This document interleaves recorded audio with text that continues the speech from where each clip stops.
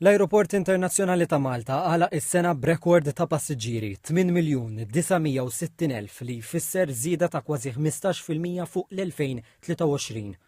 Fi preżentazzjoni lil media l-kap eżekuttiv tal-kumpanija li tmexxi l-ajruport Alan Borg qal li jitkabbir li esperjenza l-ajruport jiżboq dak tal-ajruporti oħra fin-nofsinhar tal-Ewropa.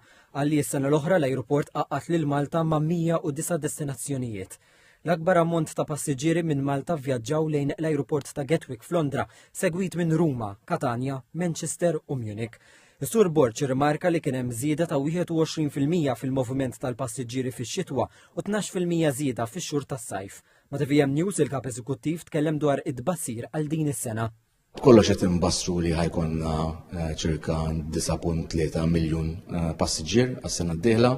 Dan ovvjament tkabbir inqas aggressiv mill għadna kif kellna, għadna kif ippreżentajt in-numri ta' sena l-oħra fej rajna tkabbir ta' 15% fil-passiġġier li huwa aktar minn 1,100,000 passiġġier mis-sena ta' qabel. L-ajruport irrapporta wkoll ċifri pożittivi għalkemm it-titjiriet kienu mimlija, il-medja kienet ta' 86%.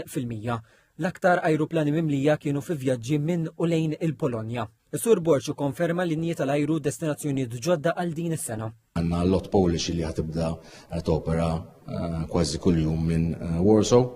Għandna l-Qatar Airways li għadna kif ħabbarni għal-ġimgħa l-oħra ħatibda topera 4 darbit fil-ġimgħa minn Doha u għandna tkabbir ukoll f'regional airports kemm fl-Ingilterra, fl-Italja u fl-Ispanja ma' airlines li ġa joperaw Malta.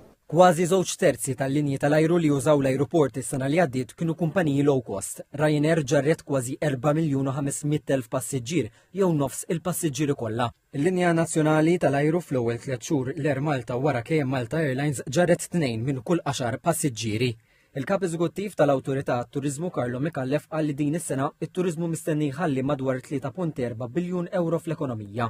Il-kumpanija MIA qalet li għal din is-sena qed tippjana li tinvesti 70 miljun euro f'diversi proġetti li jsaħħu l-infrastruttura fosthom it-tlessija tat-tieni fażi ta' Apron X li ser iżżid 4 parkeġġi ġodda għall-ajruplani u l-inawgurazzjoni ta' terminal ġdid tal-VIPs sa nofs din is-sena. Proġetti ieħor jinvolvi faċilitajiet aħjar għall passiġġieri li jaslu miż-żona Schengen.